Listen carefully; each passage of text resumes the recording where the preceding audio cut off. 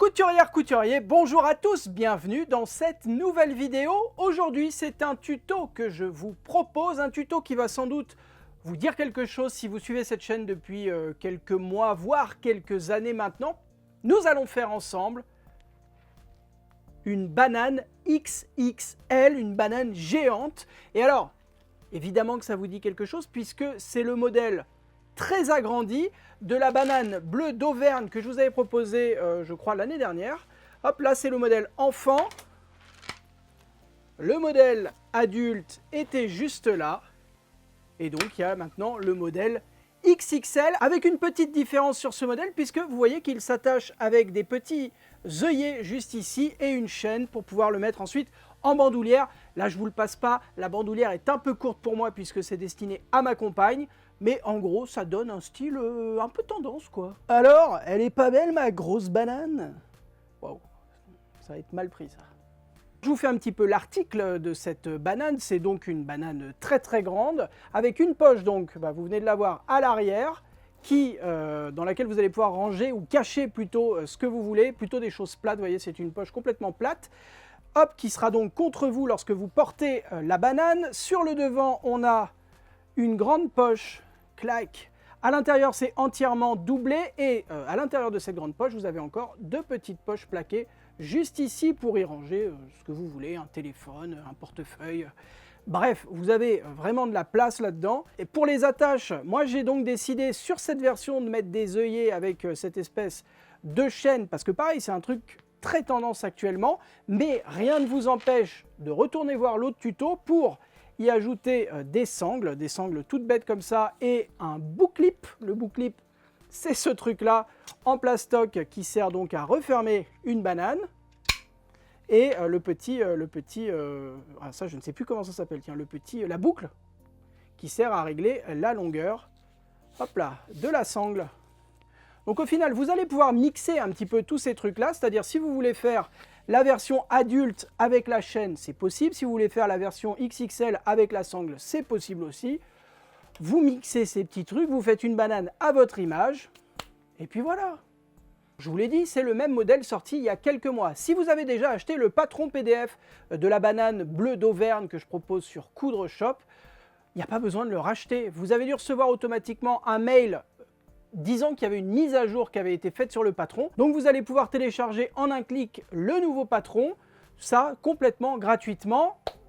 Voilà, c'est un peu la politique de la maison. Quand je mets à jour les patrons déjà existants, si vous les avez déjà achetés, vous n'avez pas à repayer parce que je trouve ça un peu dégueulasse de faire payer systématiquement lorsqu'il y a des nouvelles choses. Voilà, c'est l'inflation, mais l'inflation qu'on aime bien, on a plus de choses pour le même prix. Et si vous n'êtes pas encore propriétaire du patron de couture de la banane XXL, alors que ce soit celle-ci ou le modèle adulte ou le modèle enfant, vous allez pouvoir le télécharger sur ma petite boutique en ligne qui s'appelle Coudre Shop. Je vous mets le lien direct juste en dessous de moi dans la description. Et à partir du moment où vous avez téléchargé le patron, il va falloir l'imprimer et de préférence à la bonne taille. Pour cela, sur votre logiciel d'impression, il va falloir cocher la case taille réelle ou, comme moi, échelle et mettre 100%. Si vous avez le moindre doute concernant l'impression à la bonne taille, il y a sur la première page du patron un carré de vérification qui fait 5 cm de côté. Donc, avec une règle, vous venez vérifier que ce carré est à la bonne taille. Et si c'est le cas, vous pouvez imprimer les autres feuilles sans souci. Nous allons maintenant assembler la planche de patron. Pour cela, vous repliez le bord de la feuille au niveau des pointillés, comme moi, et vous venez poser bord à bord les deux pages. Et alors, j'ai fait en sorte qu'il n'y ait pas énormément d'assemblage à faire. Le patron en taille adulte et en taille enfant, par exemple, toutes les pièces tiennent sur une page, il n'y a aucun assemblage. Là, étant donné que la banane est géante, malheureusement, j'ai pas eu d'autre choix que de faire quelques petits ajustements. Et du coup, certaines pièces sont sur 2 pages, mais au final, il n'y a que 5 feuilles à assembler. Pour découper le patron, on va utiliser une paire de ciseaux à papier et vous découpez bien le long des traits des différentes pièces. Il y a 9 pièces différentes à découper et il n'y a pas besoin de rajouter de marge de couture, elles sont déjà incluses dans le patron.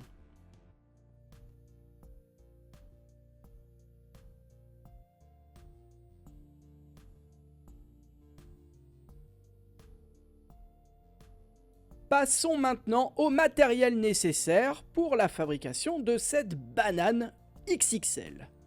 On va utiliser deux types de tissus différents pour l'extérieur et pour l'intérieur de la banane. Moi, pour l'extérieur, j'utilise cette fausse fourrure de type mouton. Et pour la doublure, c'est ce tissu d'hibiscus doré. Et si vous allez voir la vidéo que j'avais faite sur le sac banane en taille enfant et taille adulte, vous verrez qu'on peut utiliser d'autres types de tissus. Moi, j'ai eu envie de changer un peu avec cette fausse fourrure mouton parce que c'est tendance, mais évidemment que vous pouvez utiliser un autre tissu comme de la bâchette, du jacquard, une popeline que vous allez un petit peu renforcer avec du thermocollant. Bref, il y a tout un tas de choix pour faire la banane qui vous plaira. Il va nous falloir deux zips de la même longueur. Moi, j'utilise de la fermeture à glissière destinée à la base à la confection d'anoraks ou de gros manteaux. Pour pouvoir tenir ce sac banane, pour pouvoir se l'accrocher, le transporter, on va utiliser cette chaînette ainsi que ces œillets pour accrocher la chaînette. Et pour masquer toutes les coutures, nous allons utiliser du biais.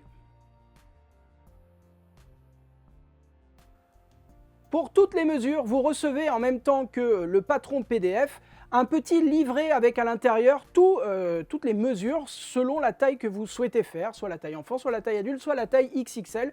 À chaque fois, vous avez tout le détail du matériel dont vous avez besoin et surtout de la quantité. Allez, je vous propose de passer à la découpe des tissus.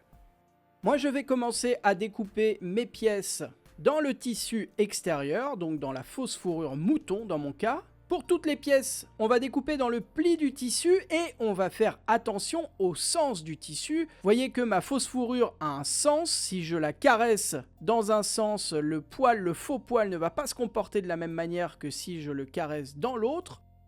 Donc je positionne ma pièce de patron en alignant la mention pliure avec le pli du tissu et en faisant attention au sens de ce dernier. J'épingle tout autour. Et avec ma paire de ciseaux à tissu, je découpe tous les côtés, sauf le côté plié.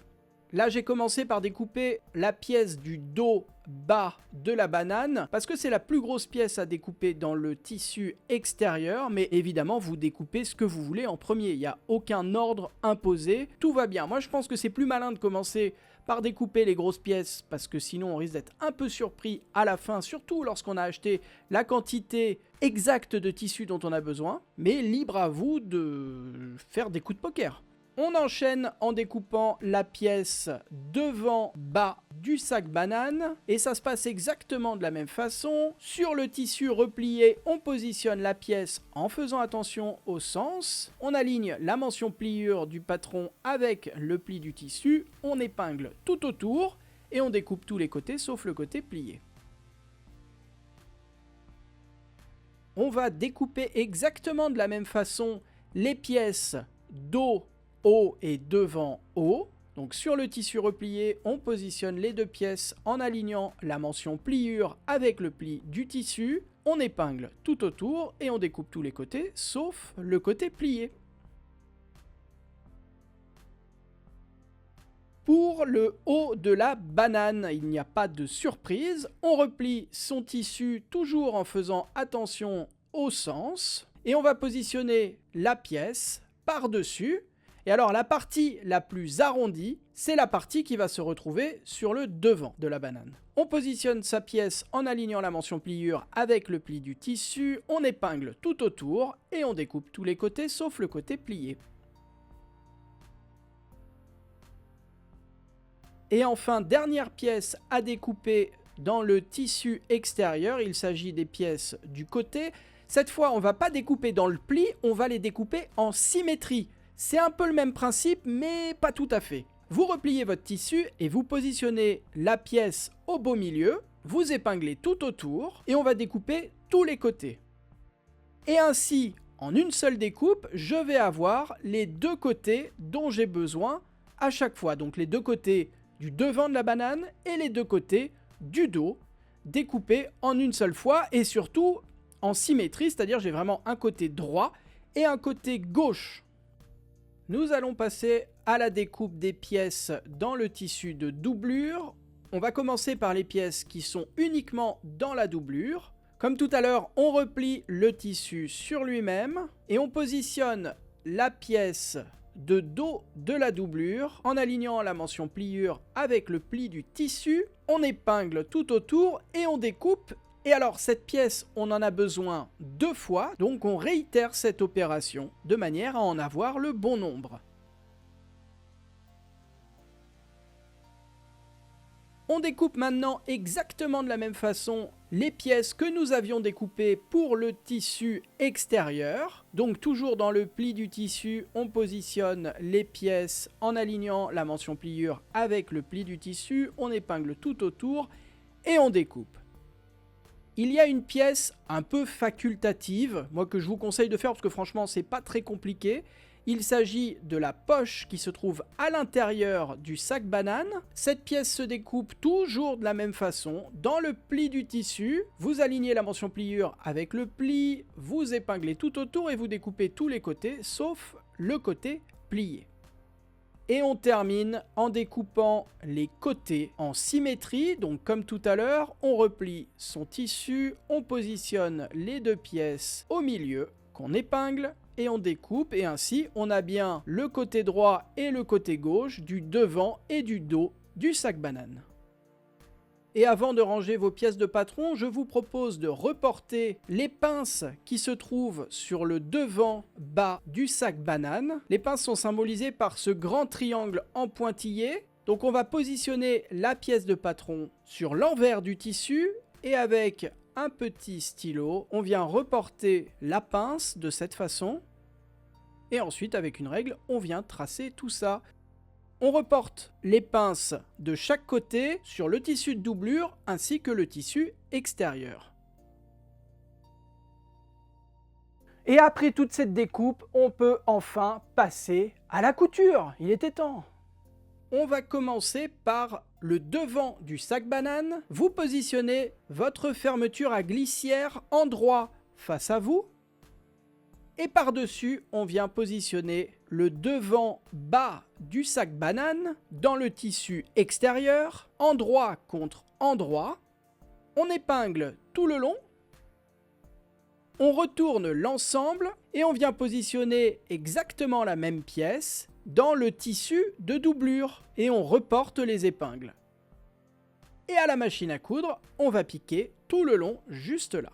Si vous n'avez jamais cousu de fermeture à glissière, il n'est pas trop tard pour vous y mettre. J'avais tourné une petite vidéo qui vous explique le grand principe de la couture de la fermeture à glissière. Vous allez voir, c'est pas sorcier du tout. Moi, j'ai l'impression à chaque fois que c'est la machine à coudre qui fait le travail. Le pied presseur spécial va suivre les dents du zip et ça fonctionne quasiment tout seul. Cependant, c'est peut-être une bonne idée de s'entraîner sur une chute de tissu avec une chute de fermeture. Comme ça, vous n'avez pas de stress lorsque vous travaillez votre banane, si j'ose dire. Je vous avais fait une vidéo donc il y a quelques années maintenant que je vous remets juste ici. Pour coudre une fermeture à glissière à la machine à coudre, on va chausser son pied presseur spécial à fermeture à glissière. Il ressemble à ça. Et on va piquer au point droit, au plus près des dents du zip, en débutant et terminant notre couture par des points d'arrêt. Un point d'arrêt, c'est simplement une marche arrière suivie d'une marche avant à la machine à coudre. Et le fait de piquer les points l'un sur l'autre bloque complètement les petits fils de couture qui dépassent. Et on va faire des points d'arrêt au début et à la fin de chaque couture dans ce tuto. Vous piquez tout le long du zip et lorsque vous êtes arrivé au bout, vous terminez en faisant un point d'arrêt.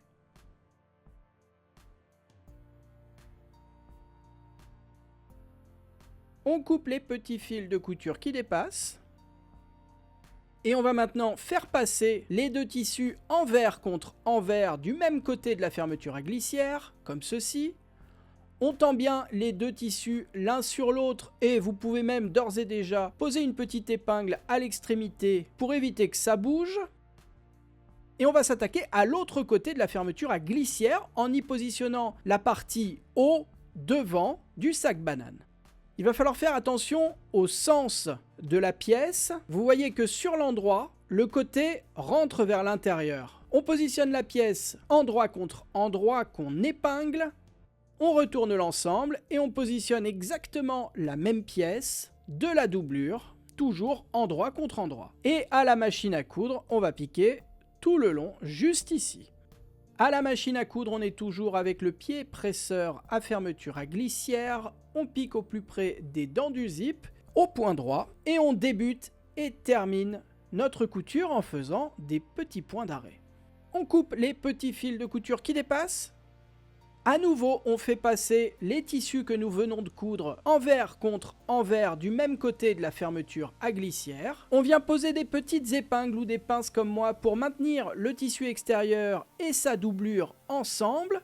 Et à la machine à coudre, nous allons faire une surpiqûre tout le long, de manière à bloquer la doublure et le tissu extérieur ensemble le long des dents du zip. Et ceci évitera que lorsque vous allez ouvrir votre sac banane, le curseur ne se coince dans la doublure ou dans le tissu extérieur.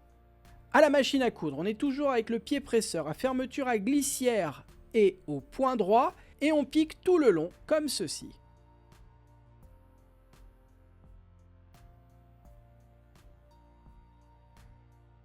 On coupe tous les petits fils de couture qui dépassent. Et nous allons maintenant accrocher les côtés du sac banane. Pour cela, on ouvre un petit peu le zip de manière à mettre le curseur à l'intérieur de la banane. Et on va positionner la pièce du côté devant endroit contre endroit de cette façon. On met des épingles tout le long. On fait exactement la même chose de l'autre côté de la banane. Puis on vient retourner l'ensemble et nous allons positionner les mêmes pièces des côtés, mais cette fois dans le tissu de doublure.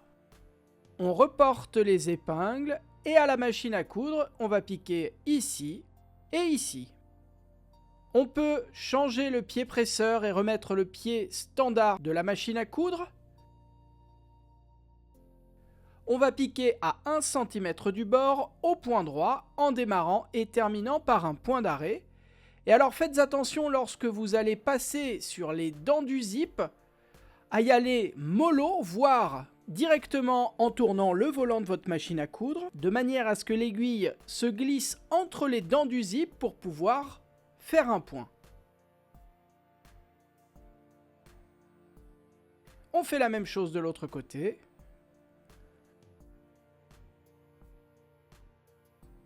On coupe les petits fils de couture qui dépassent. Et maintenant, avec une paire de ciseaux qui ne craint pas trop, alors moi je vais utiliser ma paire de ciseaux qui sert à découper le papier, mais franchement je vous déconseille d'utiliser votre paire de ciseaux à tissu parce que vous allez flinguer les lames. On vient couper les extrémités de la fermeture à glissière, on n'en a plus besoin. Puis on fait passer les côtés envers sur envers, on vient épingler et on va passer une surpiqûre tout le long, juste là. À la machine à coudre, on n'a rien touché. Au réglage, on est toujours avec le pied presseur standard. Cette fois, au plus près de la première couture et au point droit, on débute en faisant un point d'arrêt. On pique tout le long en prenant son temps lorsqu'on va survoler les dents du zip et on termine en faisant un point d'arrêt. On fait exactement la même chose de l'autre côté de la banane.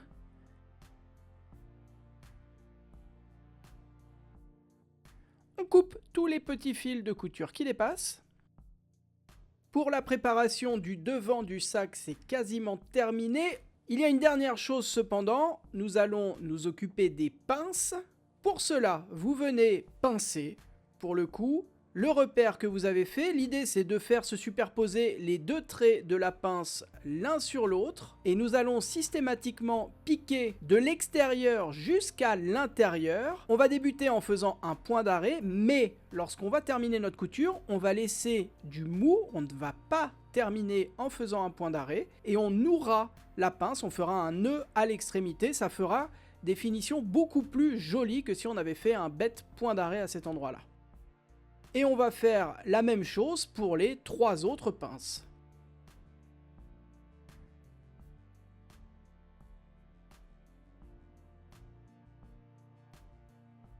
À la machine à coudre, on est au point droit. On va piquer sur le trait de la pince en débutant de l'extérieur. On commence en faisant un point d'arrêt. On pique tout le long. Et lorsqu'on arrive au bout, on continue à piquer un point en dehors du tissu On relève le pied presseur et son aiguille et on retire le tissu en gardant une dizaine de centimètres de fil, dizaine de centimètres qui va donc nous permettre ensuite de faire un joli nœud. On pique exactement de la même manière les 3 autres pinces.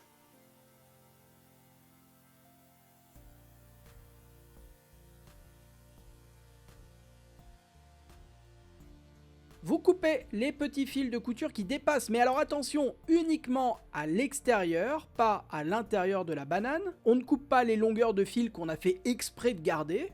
Et on va donc maintenant faire de jolis nœuds.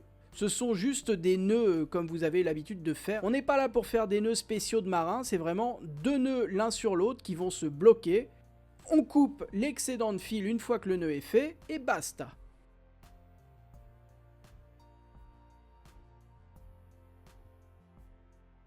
Et pour la partie avant du sac banane, c'est terminé. On s'attaque maintenant au dos du sac banane. Alors ça se passe exactement de la même manière que pour la face avant. Il n'y a vraiment aucune différence à part les pinces, où là il n'y a pas de pince à faire quoi. Vous positionnez endroit face à vous la fermeture à glissière, et par-dessus endroit contre endroit vous mettez la partie basse du dos. Vous épinglez, vous retournez, vous mettez endroit contre endroit la doublure et à la machine à coudre au point droit avec le pied à fermeture à glissière, vous venez piquer tout le long des dents du zip. On coupe les petits fils de couture qui dépassent et on va maintenant positionner la partie dessus du dos. Endroit contre endroit, vous venez positionner le tissu extérieur, vous épinglez, vous retournez l'ensemble, vous positionnez la doublure. À nouveau, vous épinglez et à la machine, on pique encore une fois au point droit avec le pied spécial à fermeture à glissière. Encore une fois, vous faites passer les 2 parties du même côté du zip. Vous épinglez de façon à ce qu'elles soient bien l'une sur l'autre. Et à la machine, on va surpiquer de façon à ce qu'ensuite la doublure ou le tissu extérieur ne vienne pas se prendre dans les dents du zip lorsque vous allez ouvrir et fermer cette poche. On est toujours au point droit avec le pied spécial à fermeture à glissière et on pique tout le long sur le tissu, en débutant et terminant par un point d'arrêt. On coupe tous les petits fils de couture qui dépassent. À nouveau, on s'occupe des côtés, on ouvre un petit peu la fermeture à glissière de manière à mettre le curseur à l'intérieur de la banane et on vient positionner les côtés endroit contre endroit qu'on épingle. La même chose de l'autre côté avec la doublure. Et on pique à 1 cm du bord au point droit en prenant son temps lorsqu'on passe sur les dents du zip pour ne pas exploser son aiguille.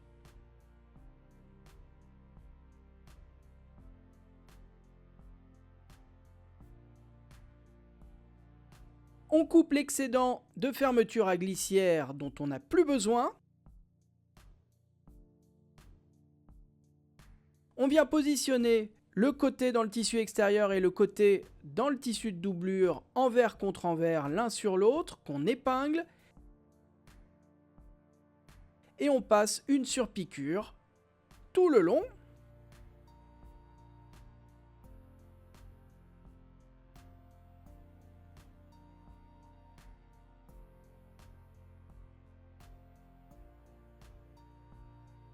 Pour le dos, c'est OK.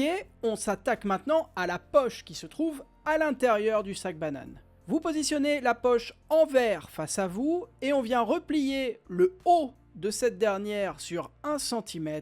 Comme cela, on vient donner un coup de fer à repasser pour marquer le pli et on replie à nouveau sur 1 cm. Et à nouveau, on vient donner un coup de fer à repasser pour marquer le pli. Et à la machine à coudre, on vient piquer au plus près du bord, tout le long, juste ici.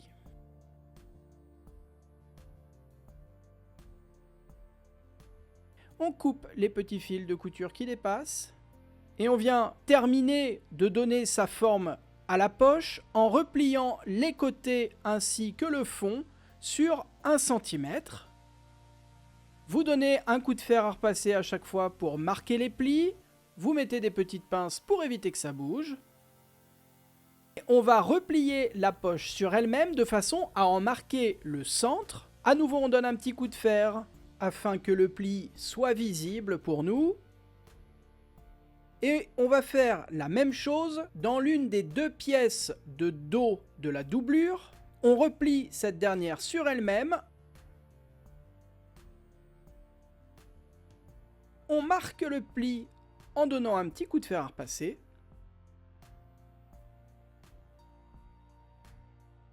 Et on va maintenant tout simplement aligner les plis entre eux. Et ça nous permet de centrer la poche sans avoir à mesurer dans tous les coins pour être bien sûr que la poche est bien au centre du sac banane. Avec une petite règle, vous venez mesurer 7 cm en partant du haut de la poche. Vous épinglez tout autour et à la machine à coudre, on va piquer donc tout autour de la poche. Et si vous voulez, moi c'est ce que je vais faire mais vous n'êtes pas obligé, je vais également piquer au centre de la poche et ça me permettra d'avoir deux petites poches à l'intérieur de mon sac banane. À la machine à coudre, on est toujours avec le point droit, le pied presseur standard et on vient piquer tout le long de la poche en débutant et terminant par un point d'arrêt. Lorsque vous arrivez dans un angle, vous laissez l'aiguille plantée, vous relevez le pied presseur, vous tournez votre ouvrage à 90 degrés, vous rabaissez le pied presseur et vous continuez la couture jusqu'au bout.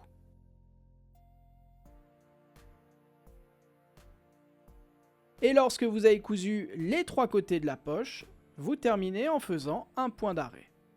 Ensuite, et je vous le rappelle, c'est optionnel, vous pouvez venir piquer au centre de la poche sur toute la longueur de cette dernière de façon à séparer la poche en deux. Et on est toujours au point droit, on débute et on termine notre couture en faisant un point d'arrêt.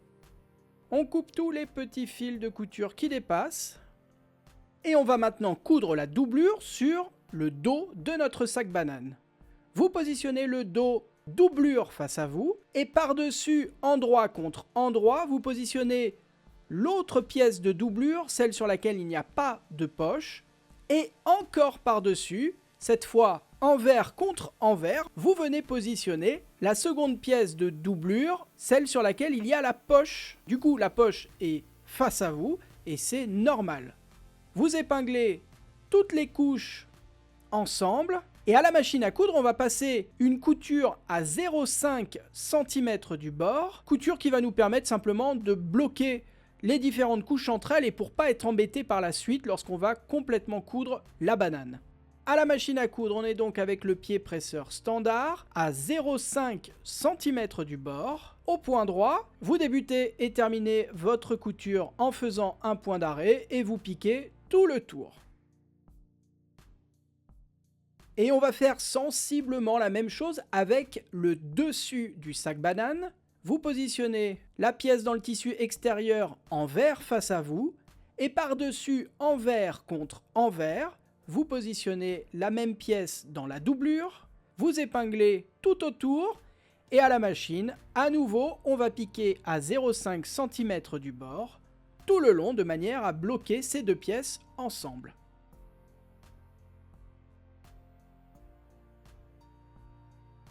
On récupère la partie avant du sac banane et on vient marquer son centre, toujours de la même façon, en repliant sur elle-même toute la pièce. Et moi je vais mettre une petite épingle au centre, comme ceci.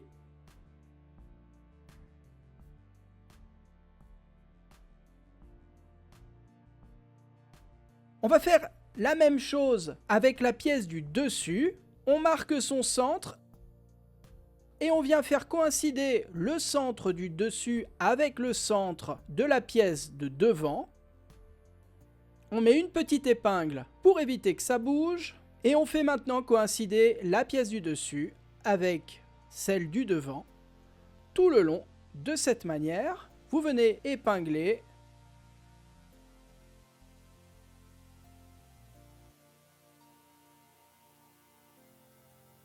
Et à la machine à coudre, on va piquer tout le long au point droit à 1 cm du bord en débutant et terminant sa couture par un point d'arrêt.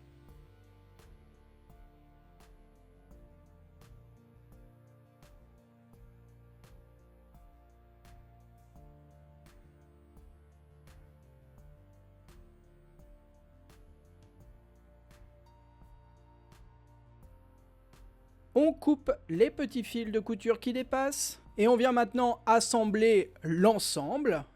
Vous positionnez endroit face à vous le dos de la banane. Et par-dessus, nous allons positionner le devant et le dessus que nous venons d'assembler. Mais avant, de façon à pouvoir retourner la banane sur l'endroit, nous allons ouvrir le zip juste là. Et on vient positionner donc endroit contre endroit le devant sur le dos.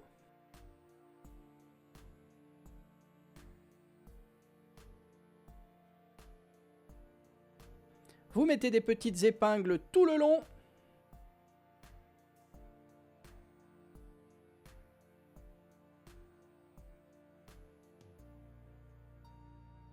Et à la machine à coudre, on va piquer tout le long, au point droit, à 1 cm du bord.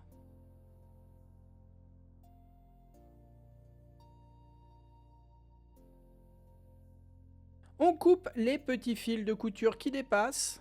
Et on va maintenant s'occuper des finitions. Pour cacher les coutures qui sont très apparentes sur l'envers, nous allons positionner du biais à cheval dessus. Étant donné que j'utilise un tissu très volumineux, cette espèce de fausse fourrure mouton, c'est quand même assez épais, j'utilise du biais de 30 mm. Si vous utilisez de la toile normale, un biais de 20 mm suffit largement. Et alors concernant la pose du biais, moi vous voyez que je la fixe directement à cheval parce que je trouve que ça va plus vite. Mais ça n'est pas la manière traditionnelle de fixer du biais. Normalement, ça se fixe en 2 temps. Je vous mets une petite vidéo pour voir comment fixer du biais de façon traditionnelle dans la description ainsi que dans les fiches de cette vidéo. Et vous choisissez ensuite la méthode qui vous convient.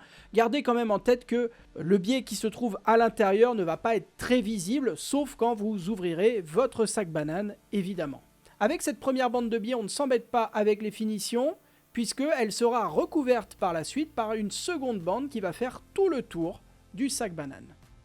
À la machine à coudre, et pour me faciliter la piqûre, je vais utiliser le pied presseur à fermeture à glissière de manière à piquer au plus près du bord du biais. On commence et on termine sa couture en faisant un point d'arrêt.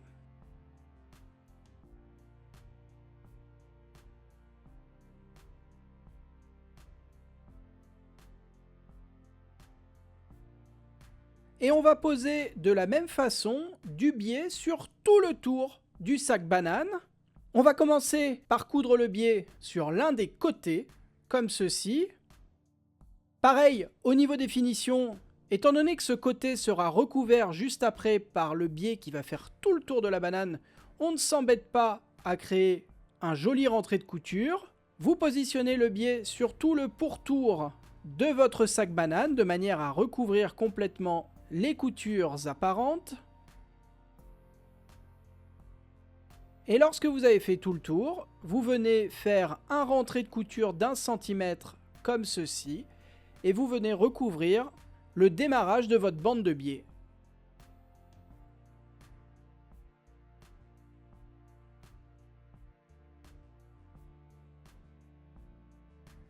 À la machine à coudre, on pique toujours au plus près du bord du biais, au point droit. Moi, j'utilise encore et toujours mon pied à fermeture à glissière de manière à être plus précis. On débute sa couture en faisant un point d'arrêt et on prend bien son temps sur toute la longueur du sac banane pour que le biais soit correctement positionné et qu'il recouvre bien les coutures qui étaient jusque-là apparentes. Et lorsque vous avez fait tout le tour, vous terminez votre couture en faisant un point d'arrêt.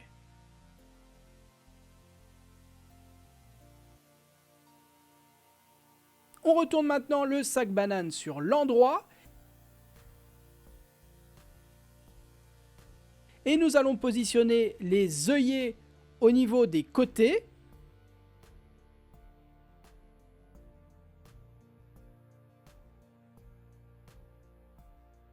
Chaque œillet se présente en 2 parties et nous allons les positionner au niveau des côtés du sac banane. Mais avant ça, il va falloir faire de jolis trous à l'endroit où vont se positionner les œillets. Pour cela, il y a fourni avec les œillets les petits accessoires qui conviennent pour les poser et pour faire les trous dans le tissu. Et là, c'est le moment violence de ce tutoriel puisqu'il va falloir utiliser un marteau et pas mal forcer puisqu'il y a quelques couches, quelques épaisseurs à transpercer.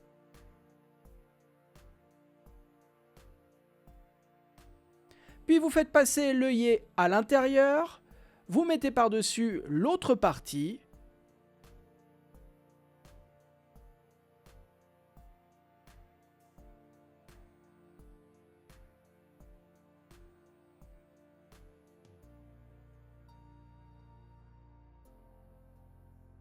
À nouveau le butoir en dessous, par-dessus la languette bleue, et vran, un grand coup de marteau pour fixer l'œillet.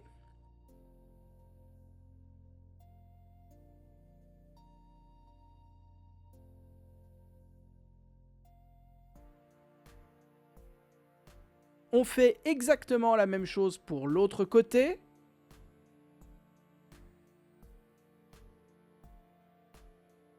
Et il ne vous reste plus qu'à accrocher la chaînette. Et c'est terminé, bravo à vous. Merci à toutes et tous d'avoir suivi cette vidéo jusqu'ici, j'espère qu'elle vous a plu. Si c'est le cas, vous connaissez la rengaine, vous n'hésitez pas à me le dire en laissant un petit commentaire, un pouce en l'air et surtout en vous abonnant à cette chaîne YouTube, c'est gratuit, c'est le gros rectangle rouge juste en dessous de moi où il y a marqué abonnement, il suffit de cliquer. Moi je vous dis à la semaine prochaine pour une nouvelle vidéo, d'ici là, prenez soin de vous, bonne couture, bye bye.